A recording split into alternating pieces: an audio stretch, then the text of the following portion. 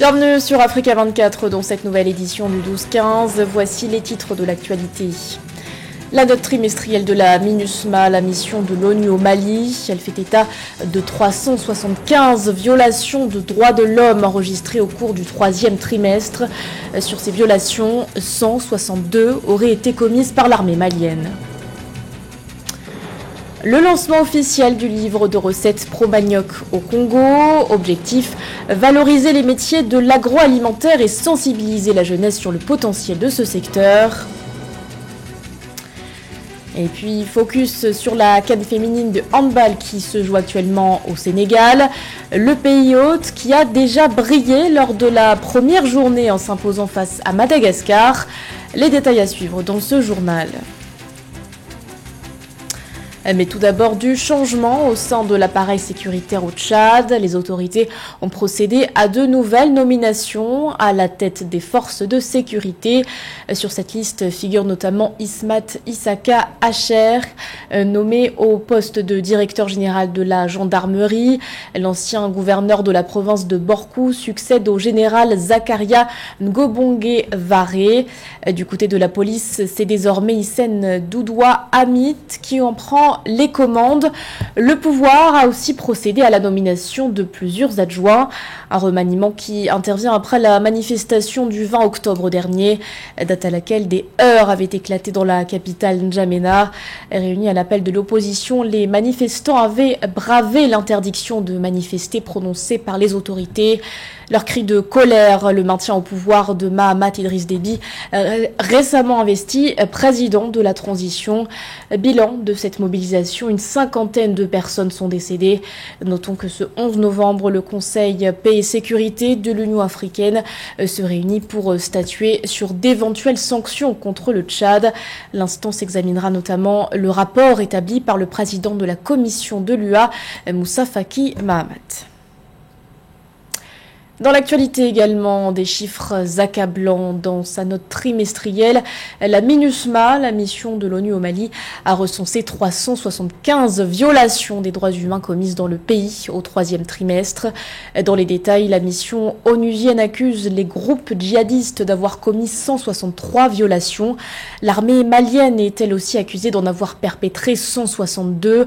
Le document mentionne également la présence de personnel militaire étranger accusé d'avoir tué une cinquantaine de personnes à Gouni, située dans la région de Koulikoro, au sud-ouest du Mali. Notons cependant que le nombre d'exactions est en baisse par rapport au trimestre précédent. Écoutons à ce propos Stéphanie Tremblay, porte-parole auxiliaire de Antonio Guterres, secrétaire général de l'ONU. UN mission in Mali, MINUSMA, has issued its report on trend. La mission des Nations Unies au Mali a documenté 375 violations et abus des droits de l'homme et du droit international humanitaire, ce qui représente une baisse de 20% par rapport au précédent rapport trimestriel. Au total, 243 civils ont été tués, 77 blessés et 55 ont été enlevés ou sont portés disparus. 10% d'entre eux étaient des femmes et 1% sont des enfants. Les groupes extrémistes ont continué d'en être les principaux acteurs. La mission onusienne salue les efforts déployés par les autorités maliennes pour lutter contre l'impunité, notamment l'annonce de l'ouverture d'enquêtes sur les allégations de violations imputées aux forces de défense et de sécurité maliennes. La mission continue de soutenir activement les efforts nationaux visant à assurer un plus grand respect des droits de l'homme et à mettre fin à l'impunité, notamment par la formation et le renforcement des capacités.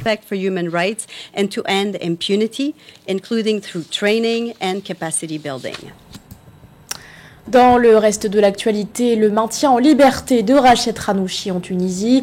Le président du parti Ennahda était face à la justice ce 10 novembre. Une audition relative à l'affaire Instalingo.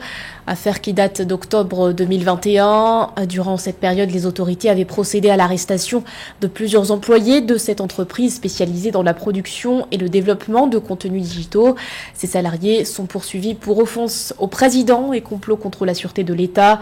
Pour Rached Ghannouchi, toutes les accusations, je cite, sont montées de toutes pièces pour éliminer un opposant. Le Zimbabwe nourrit des ambitions en termes de production de blé.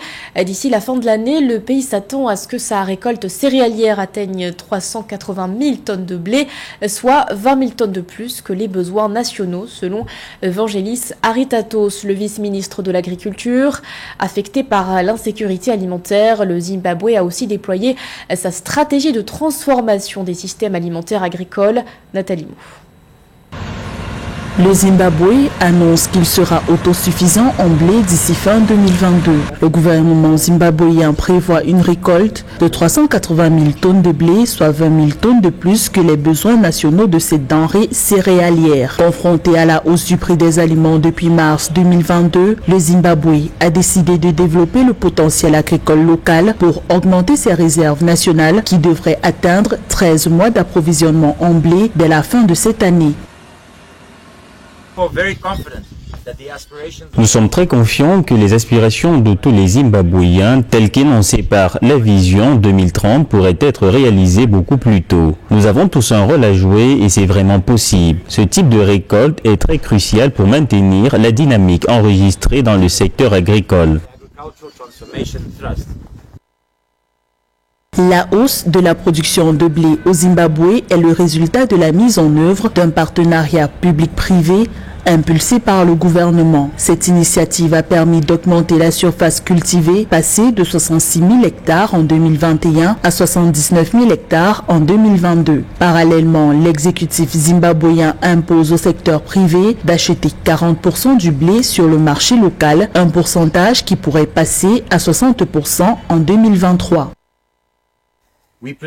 Nous percevons l'économie qui est le secteur privé dirigé par le gouvernement comme un rôle clé de facilitateur et la création d'un environnement réglementaire. J'aimerais conseiller aux agriculteurs d'être attentifs et scrupuleux lorsque vous vendez vos produits ainsi que d'éviter le marché parallèle, en particulier ceux qui ont des cultures sous contrat. En 2020, le pays a lancé la stratégie de transformation du système agricole et alimentaire pour accélérer la production et la croissance agricole. Le Zimbabwe, ancien grenier à blé d'Afrique australe, tente de se relever de 2 décennies d'insécurité alimentaire induites par de fréquents épisodes de sécheresse et des contraintes économiques liées à des sanctions occidentales imposées depuis 2003. Au Congo, les élèves de terminale du lycée d'enseignement...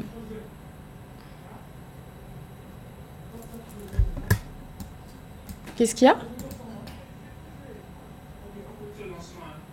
Ok. Au Congo, les élèves de terminale du lycée d'enseignement professionnel agricole Amilcar Cabral ont remporté le premier prix d'une compétition culinaire. Compétition organisée à l'occasion du lancement officiel du livre de recettes Pro-Manioc. Cet événement s'inscrit dans le cadre du projet Pro-Manioc mis en œuvre par l'Union européenne et le Programme alimentaire mondial. Objectif, renforcer la résilience alimentaire du pays. Reportage de notre correspondant Deva Panzou.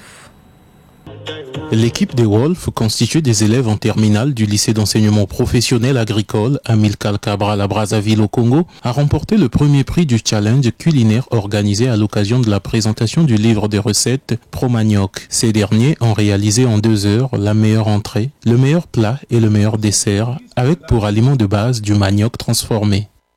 Alors ce qui nous a permis d'être le reste, c'est une entrée à base de taboulé, donc gari. Un taboulé à base du manioc, du gari, et une résistance à base de gari toujours, une sorte de foufou à base de gari, avec courge et viande de bœuf. Enfin, un dessert, donc les crêpes à base de la farine de manioc peaufinée. Ici de trouver un cri de guerre.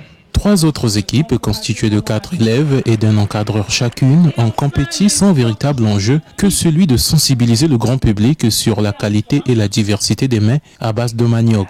La réalisation du livre de recettes intervient dans le cadre du projet Pro-Manioc, programme de renforcement de la chaîne de valeur artisanale du manioc, financé à hauteur de 1,5 million d'euros par l'Union européenne. Pro-Manioc est la contribution de l'Union européenne au plan de l'export alimentaire post-Covid, initié par le gouvernement congolais en 2020. Et les actions que mène le PAM sur le terrain permettent d'améliorer la résilience alimentaire au Congo en renforçant les capacités des groupements agricoles, des artisans, des commerçants et du grand public afin d'assurer une chaîne de valeur intégrée, saine et durable, basée sur le manioc. Démarré en 2020, le projet Pro-Manioc est une réponse aux questions de résilience alimentaire dans un pays possédant un fort potentiel agricole pour couvrir ses besoins alimentaires, mais dont les surfaces cultivables sont sous-exploitées. Son objectif est d'améliorer la chaîne de transformation du manioc en produits dérivés tels que la tiéké, le gari, l'amidon ou la farine de manioc. À l'heure où les regards sont tournés vers la COP27 qui se déroule actuellement en Égypte, le continent subit de plein fouet les conséquences du changement climatique.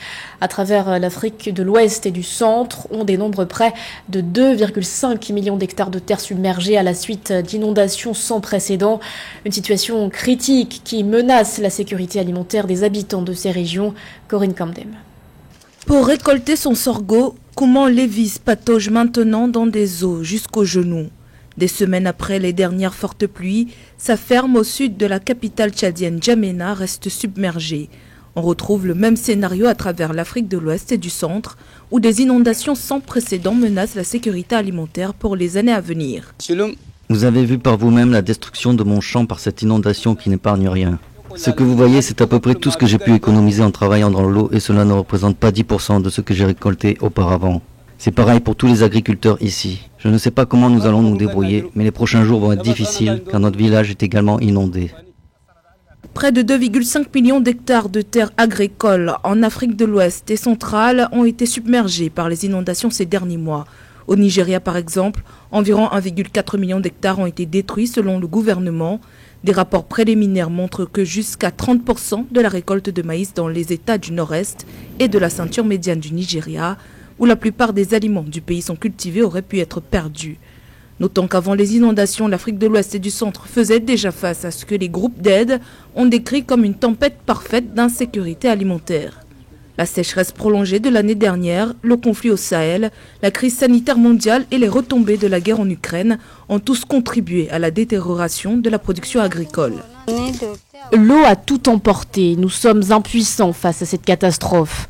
Même pour accéder à ce champ, nous devons prendre 2 heures en pirogue avec le risque d'insectes nuisibles et de serpents qui polluent l'eau. Ce que j'ai pu sauver du champ ne peut pas nourrir ma famille pendant un mois et nous ne pouvons pas nous permettre d'acheter du sorgho sur le marché. Ce qui est certain, c'est que nous mourrons de faim en hiver. L'Afrique, continent qui pollue le moins, subit de plein fouet les effets du réchauffement climatique. La sécurité alimentaire du continent est en danger. Par ailleurs, avec la baisse de la production, le coût des aliments a augmenté. Pour Macky Sall, président du Sénégal et également président en exercice de l'Union africaine, l'heure est grave. Présent à la COP27 qui se déroule actuellement à Sharm el-Sheikh en Égypte, ce dernier a plaidé pour une solidarité internationale et a appelé les pays pollueurs à tenir leurs engagements financiers dans la lutte contre le réchauffement climatique. Un mot de sport à présent avec la 25e édition du championnat d'Afrique des nations féminins de handball qui s'est ouvert ce 9 novembre à Dakar. Une première journée de compétition marquée par la victoire du Sénégal face à Madagascar. Les Lionnes ont largement dominé la sélection malgache avec un score de 40-9. Retour sur cette rencontre avec Ameneji. La 25e édition du championnat d'Afrique des nations de handball féminin a démarré le 9 novembre 2022 avec une belle entrée en matière pour les Lions du Sénégal face à Madagascar. D'entrée de jeu, la formation malgache s'est inclinée avec 20 points d'écart sur un score de 5-25 face aux Lions. Une première partie avantageuse pour le pays hôte qui a largement dominé la rencontre et fait preuve de tactique face à la formation malgache. Je félicite l'équipe du Sénégal qui a bien joué avec un numéro 44 qui a vraiment bien joué. L'équipe ensemble, l'équipe d'en face était bien organisée, que ce soit en attaque ou en défense. Après 17 minutes de jeu, du retour de la mi-temps, Koura Kamara et Sophie Kébé ont corsé l'addition de 35-7. Une deuxième partie aussi rythmée que la première ayant conduit la meneuse de jeu sénégalaise Raïssa Dapina et ses coéquipières Hawan Ndiaye et Diena Bassi à maintenir la position de l'équipe. Les nombreuses parades de Toubissia Justicia, la portière sénégalaise, ne limitent les Malgaches qu'à 2 buts de plus jusqu'à la fin de la rencontre. Une bataille offensive avec une solide défense a permis aux Sénégalaises de rajouter 15 buts aux 25 précédents, arrondissant la barre à 40-9, soit 31 points d'écart à l'issue de cette rencontre. Ça me fait une émotion particulière parce que c'est notre première CAN à la maison. Donc Moi, personnellement, quand je suis rentrée dans la rencontre, j'ai eu beaucoup d'émotions. C'était un peu difficile à gérer au niveau du souffle parce que pour moi, c'est une première. J'ai eu plein de souvenirs en tête avec ma famille, etc. Donc ça a été une source de motivation. De voir le public aussi avec beaucoup d'entrain, ça nous force aujourd'hui et puis ça nous met dans de bonnes conditions. Avant la victoire du Sénégal sur Madagascar, 3 autres rencontres se sont disputées au cours de cette première journée. Le Cameroun a pris le dessus sur la Côte d'Ivoire, 28-16. Le Congo s'est imposé face à la Guinée, 25-21. Et le Maroc s'est incliné devant la Tunisie, 25-36. Dans l'actualité sportive à présent, le doute est finalement levé. Le joueur sénégalais Sadio Mané participera bien au Mondial 2022 au Qatar qui s'ouvre dans quelques jours. Le Sénégal a dévoilé ce vendredi la liste des 26 joueurs sélectionnés pour la compétition.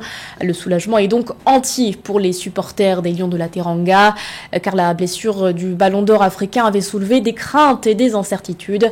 Sadio Mané s'est en effet blessé au genou ce mardi lors de la rencontre Bayern Munich-Werder Bremen. De son côté, le sélectionneur des Lions, Aliou Cissé, s'est montré rassurant en affirmant être optimiste. Ce journal a été réalisé par l'ensemble de la rédaction. Merci de votre fidélité. L'actualité continue sur Africa 24.